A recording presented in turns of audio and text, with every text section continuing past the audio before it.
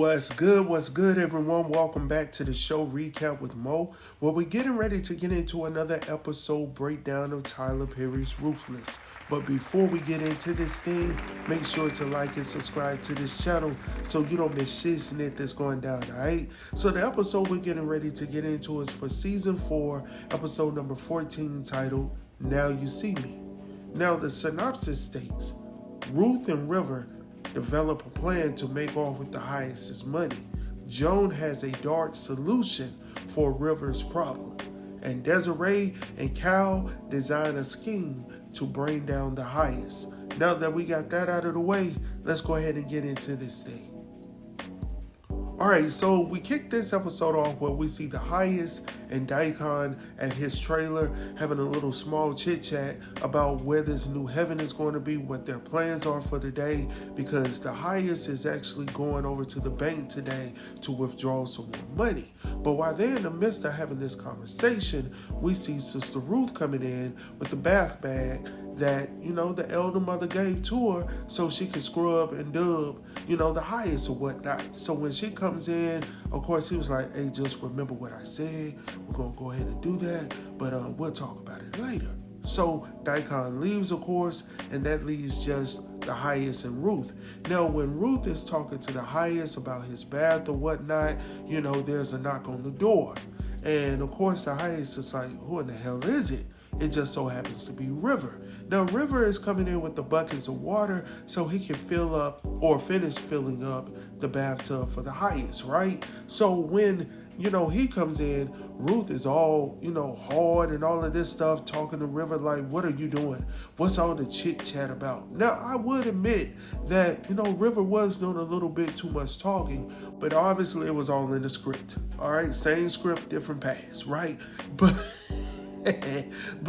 anyhow, so the highest, while he's standing behind Ruth and River is getting ready to pour the bath water, the highest just disappears. And of course Ruth is like, where in the hell is he going? And he was like, oh, he's going to the bathroom. So obviously this is a ritual that he does every time. I guess he doesn't want to have to get out of the bathtub to go to the restroom. Yeah, I get it, right? So anyhow, going on from there, Ruth is like, hey, go ahead and pour the water and shit. But when you pour it real slow so we can have this, this nice little talk or whatnot. So when he starts to pour the water real slow, she gets up on him and starts to whisper, where's the money and shit? He was like, yeah, it's over there under the bed. That bed right there? Yeah, it's under that bed. She was like, okay, cool. So while they're in the midst of talking, though, why in the hell am I still whispering? While they're still talking, all of a sudden, River is trying to talk about, like, we need to move as fast as possible, whoop, whoop, whoop. And then he looks up, and then Ruth turns around like, oh, hell no. So the highest is actually standing behind Ruth while she's doing all this whispering. So, of course, he's gone. Like, he's ready to go. He ain't trying to hear none of that. So he rolls out, which leaves only Ruth and the highest once again. So, of course, the highest is like, what the hell y'all talking about? She was like, huh? What the hell y'all talking about? So she was like, oh, so you heard us whispering? Yeah, I heard you whispering. I'm the highest. Yeah, I heard you talking. Yeah, that's what I do. I ear hustle so I can hear what you're talking about. That's exactly what I do. So anyhow, she goes on to fill his head up talking about, well, I was just telling him that, he needs to learn how to read the room and all of this. And he was like, ooh, you just know me so much. I was like, man, get up out of here, man. You just fell for this and she just told you anything and you went for it, right? Because you so enamored with that box down below. I'm just saying, it is what it is what it daggone is, right? So while the highest is actually getting into the bathtub, he starts to ask her questions about River. So he asks her, how does she like River? Does she like him at all?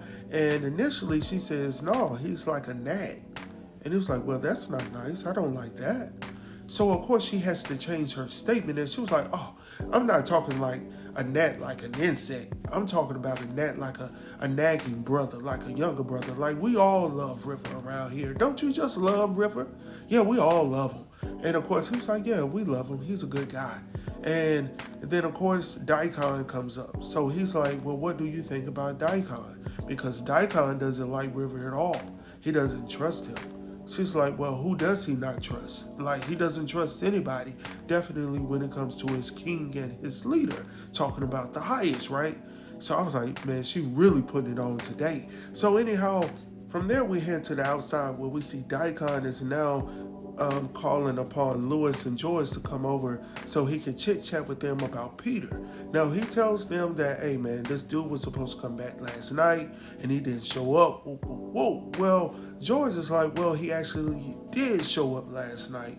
And, of course, Daikon is like, what? Like, why in the hell did you not tell me? He was like, oh, man, you were asleep, so we didn't want to wake you. You know, you got to get your beauty rest or whatnot, right? So he was like, look, man, I need y'all to go out here and find out where he is. I know you said you got a tracker on him. Go ahead and find him, locate him. And if you do not locate him, you already know what's going down, right? So, of course, they leave out on the four-wheelers to find out where Peter has stopped. And we'll talk about Peter later on. So, anyhow, while he's sending them away, here comes Manny wobbling his ass over there to see where they're going, because obviously he thought they were getting ready to jettison right now. So he was like, hold on, wait a minute. Do you need me to go? Do you need me to roll with them?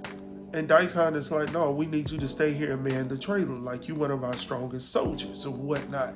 So anyhow, I didn't know what he was expecting. I honestly believe that he thought they were getting ready to leave and he didn't want to miss that train.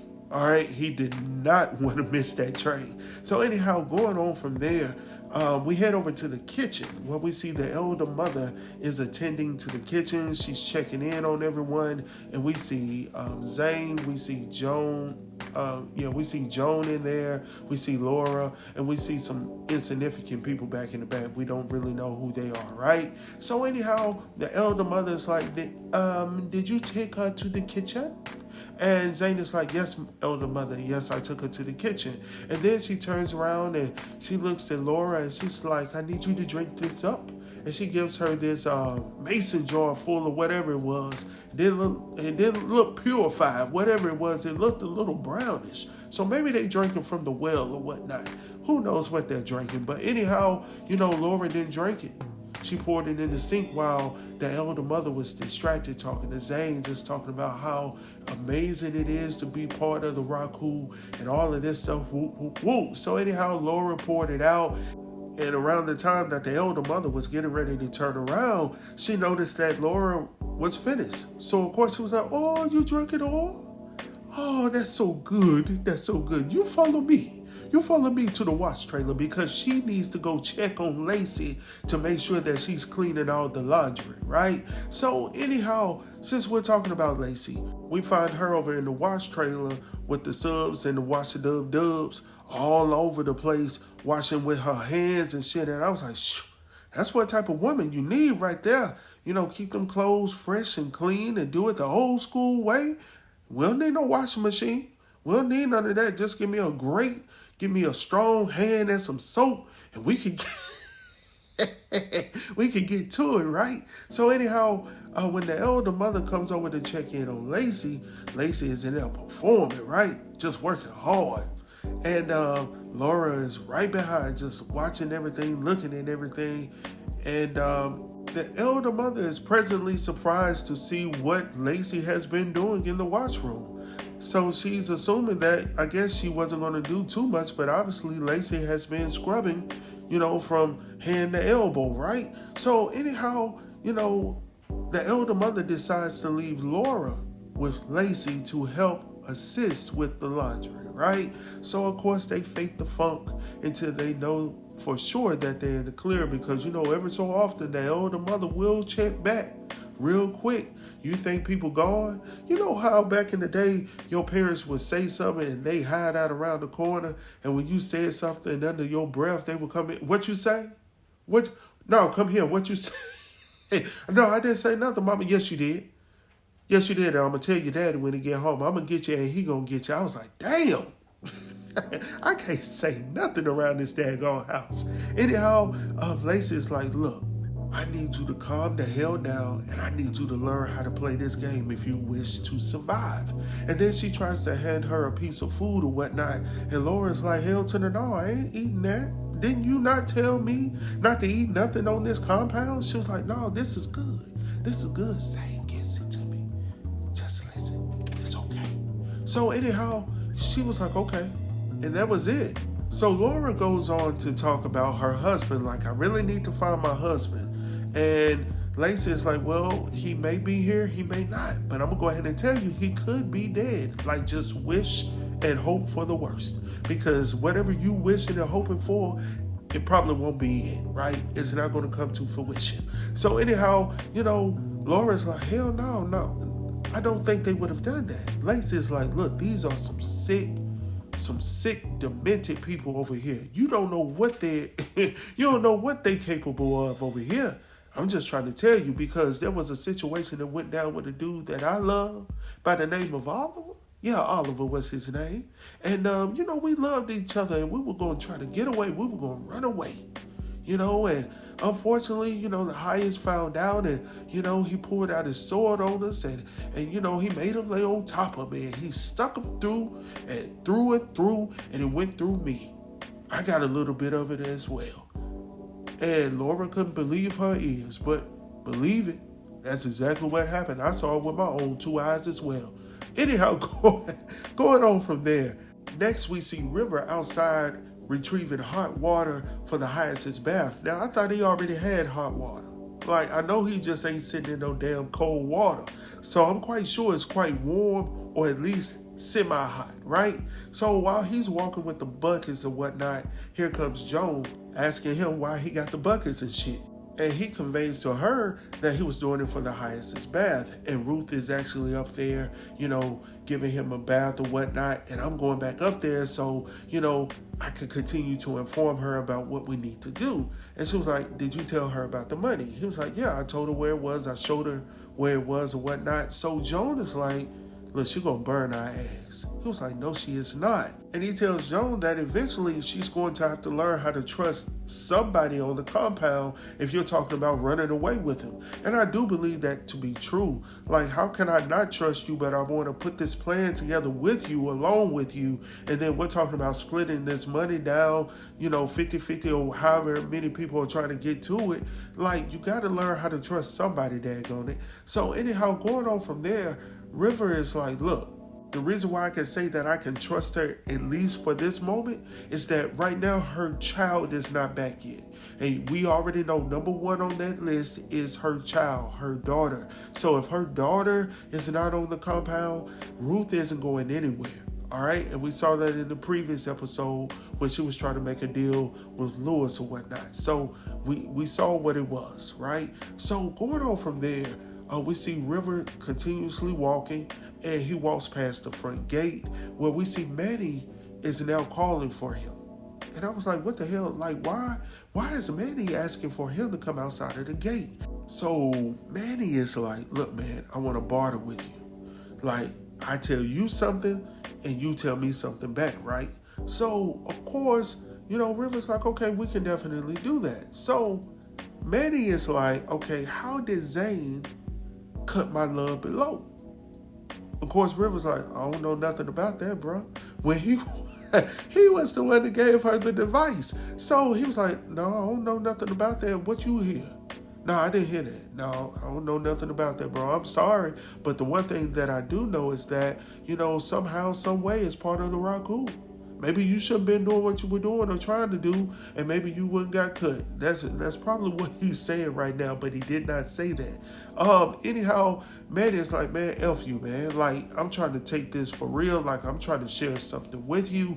And I wonder if he's trying to share what George has conveyed to him about their plans or whatnot. And that's why they were, a little iffy about sharing anything with him, because they don't know if he's all the way with them or if he's still with the Raku or whatnot, and just a plant to, deceive and connive and all of this stuff. So we don't know for real, if we can trust Manny or not. So going on from there, River heads back inside of the gates, and he tells him he hopes that his love below doesn't fall off. I was like, what the?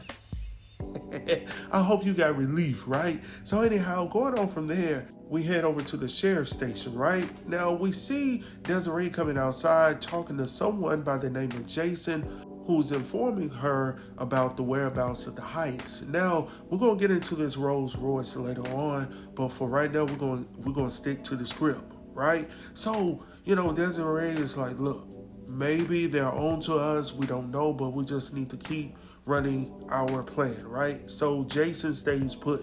So out in the woods though, they find Peter. We find Peter standing outside of the truck all night. That's where he's been because he's been too afraid to go back to the compound, right? Because he already knows that there's going to be some punishment and he doesn't want it to be a situation where there's slow singing and flower bringing, right? He don't want none of that right now. Like, I want to stay on this side of the life, right? So, Lewis and George, they found him. Like, they tracked him down. They found out where he was. So, of course, Lewis is like, man, you been here all night? He was like, yeah, I ain't going back over there. He was like, unfortunately, you got to. He was like, oh, no, man. Like, for real? Yeah, you got to come with us. So, he don't want to come. So, he, softly pushes one of the guys down. Softly, right? And they tackle, I think it's Lewis that jumps on him, hits him a few times across the noggin, and then flips him over and hog ties him right from the back. I was like, man, what? So anyhow, they not even going to allow this dude to ride on the four-wheeler to come back. They go. So anyhow, going on from there, we head back over to the station where we see Desiree and Kal. Now, she's trying to talk to him a little bit, but, he really still is in his feelings about that situation that Andrew shared about Desiree and Malcolm being in between the sheets. I mean, that's where they were, right?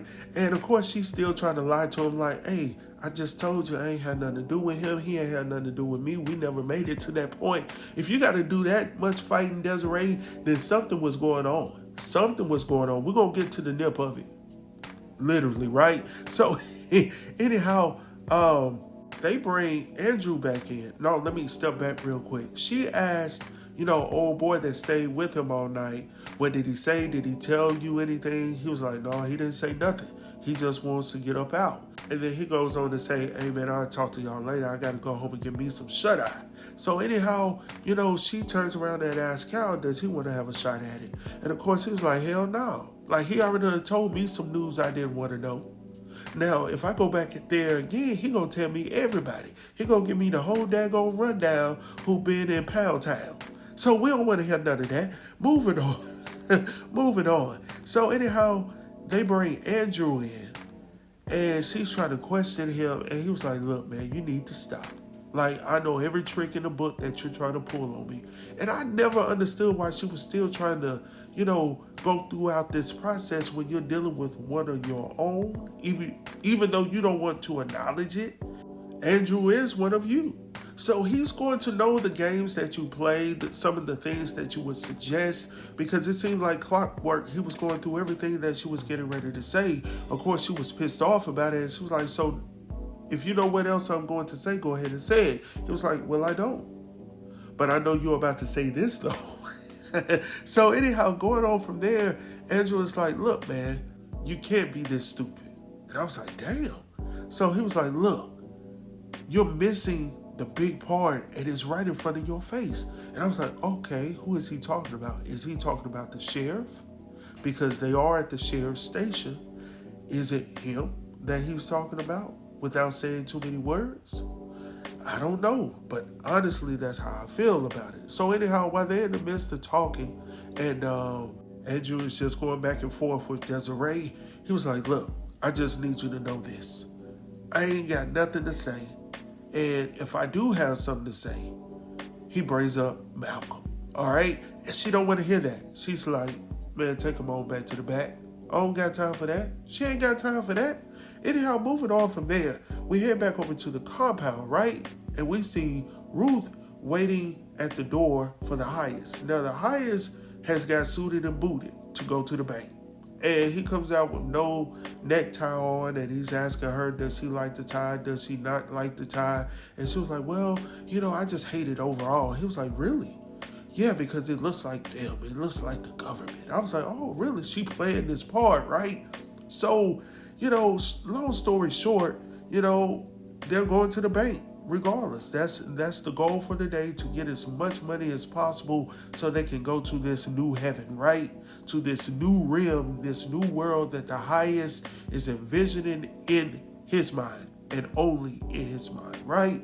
So, of course, while, talking about children and this new world, this new heaven that they're talking about creating, here comes the questions, because Ruth is like, well, that's interesting that you're talking about the children. Where are they? Where are they? And of course, the highest is like, you keep speaking of these children, right? And he was like, look, I'm going to just tell you this. The only child you should be concerned about is the one within your womb. I said, mic drop. She had no choice but to shut up at that point. So I was like, damn. So anyhow, outside of the gates, we hear the four-wheelers returning back to the compound. And I was like, hell no, they done brought this dude back, hog-tied him, put him on the daggone four-wheeler, and brought him in. So when he shows up, River and Joan are sitting right there in front of the gate, right? And Joan is asking River, how much does your little friend know about our plan? And he tells Joan, like, hey, it's nothing. I just told him that we were going to run away. That's pretty much all I told him. I didn't tell him about the moolah. I didn't tell him about anything, all right? And, of course, she was like, okay, I don't believe you, but I hear what you're saying, right? So, anyhow, Daikon comes over to greet Peter, right? And he tells the soldiers to take Peter to the charging trailer. And, of course, Peter's like, no, please don't take me. Please don't take me. And, of course, Lewis and George, they got him by both sides, and they dragging his ass over there to the trailer, all right? Now, before Peter actually leaves from that area, he calls out to River. And who's there to hear and witness with his own ears and eyes? Daikon. Daikon heard it, and of course he comes over to question that whole situation. So why is he calling your name? River's like, well, I don't know. That swine, he called him a swine. I was like, oh, he threw it back to Old Testament. All the way back, right? So anyhow, Daikon is like, look, man, I heard it, and I hope that there's something that's going to come from it, because when I get in that trailer, he's going to tell me everything that I need to know. And I was like, I hope not, River, because if he starts squealing and telling like pigs like to do, they like to squeal. That's exactly what he's going to do, definitely, since you called him a swine. Get away from me, you uncircumcised brute. Get away.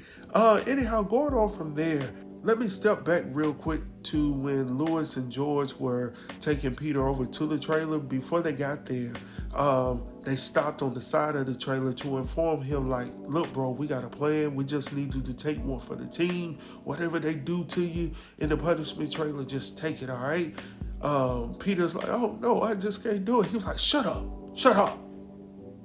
Go ahead and do what I told you to do, and you're going to make it through. I've been here before. I've been punished, but I held my own, though. And I told the highest that I love him and that I love the Rakadushi. And I'm here today to tell you about it. That's my testimony, right? So, of course, Peter's like, look, I just accepted whatever they give me. If y'all been for real, I'm going to roll with y'all. Essentially, that's what he's telling them. I know he's nervous as hell. He's never been in this predicament. He's been the one, giving out the punishments, right? Pretty much setting the laws and the rules of the compound. So this is definitely something new for Peter, and I just hope that he doesn't squeal on you, River. I just hope he doesn't, but I got a strong feeling that he is going to squeal. So going on from there, we head over to see the highest. So the cars had already left earlier that day. So the highest comes out. Joan is waiting on him. Of course, River's there complimenting the highest and whatnot.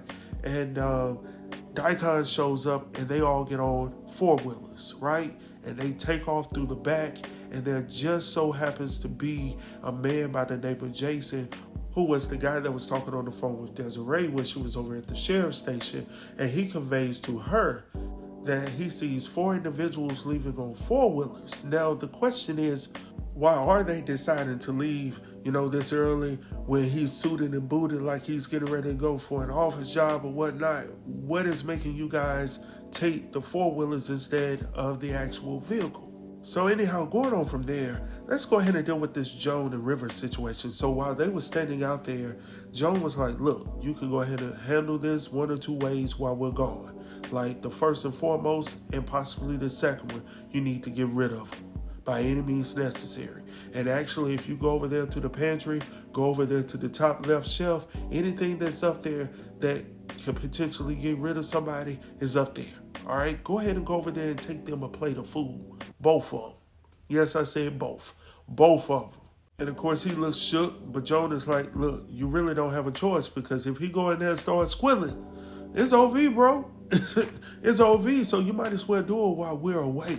All right. So anyhow, going on from there, we head back over to the sheriff's station where we see Desiree, talking to Kal, and she essentially tells him to go in there and check on the warrant, because that's what they need to go off in the compound and pretty much shut it down, right? So they can do what they need to do, search, plan, whatever they do, right? So, old boy obviously was listening to the conversation, the one that was watching and that was also trained by Andrew himself, right? And he comes out and says, hey, it's a no-go on the warrant. I was like, no warrant? No way in. And they're like, okay, so no warrant. And they was like, well, why? Well, the senator actually told him that my son, called me and, he said everything was good. They're just camping, So all I can do is take his word for it. That's it. So, of course, Desiree isn't going for it. She feels like, it was a setup. They forced this man to go 3 towns over so he could call his parents so it would ping off the line, off the tower or whatnot. So, obviously they knew what they were doing. And even Desiree is like, I hope that we have yet to see what, they're actually capable of doing. Like, I hope that we have crossed every T and dotted every I. Or in layman terms, I hope that we have not underestimated these people. Essentially, that's what she was saying, right? So, going on from there, while they're in the midst of talking about picking him up due to the stolen Rolls Royce, the white one that he's had on the compound for years, they're talking about picking him up anyway, even without the warrant. That way they can take him away from the compound, possibly get in there, do what they need to do, right? But while they're in the midst of all of it, in walks Sheriff Conley. Now, Sheriff Conley overheard some of the conversation because he's talking about pick up who? Of course, he was talking about, somebody from Washington. Now, Sheriff Conley is a little bit smarter. He probably doesn't look like it, but he's a little bit smarter than you're giving him credit for. Now, I know that you guys are keeping him under surveillance, like you are, recording possibly his phone call that he's having right now with Brother Mac. Who knows? But at the end of the day, dude is on his job. He's doing what he's supposed to do. And, it is what it is. It is what it daggone is. So anyhow, he goes back to the office. He gets a phone call from Mac. Mac is telling him, like, hey, man, I got him. He's back in the back of my trunk. Like, what you want me to do with him? Sheriff Conley's like, man, just stay there. I got somebody coming to pick him up. Another thing is, while he's on the phone, Mac conveys to him that, I've heard a little bit of chatter about, that white Rolls Royce. So, of course, since Sheriff Conley has overheard the conversation with the FBI, and now he's hearing this from Mac himself as well, I thought for sure that he was going to call them, in which he did. And he warns them not to get in that vehicle, because if he's in that stolen vehicle, then they're going to arrest him. It is what it is, man. So anyhow, we see the highest. The highest is coming over there, and he look good, man, with his little suit on, man. He look like he about to handle business. That's how you represent for our people, right? Rock and do shit forever. So anyhow, so he's getting a call. Well, Daikon is getting the call from Sheriff Conley on the burner phone, and he's telling them, hey, do not get in that car. Do not get in that ride. He was like, okay. He was like, look, why?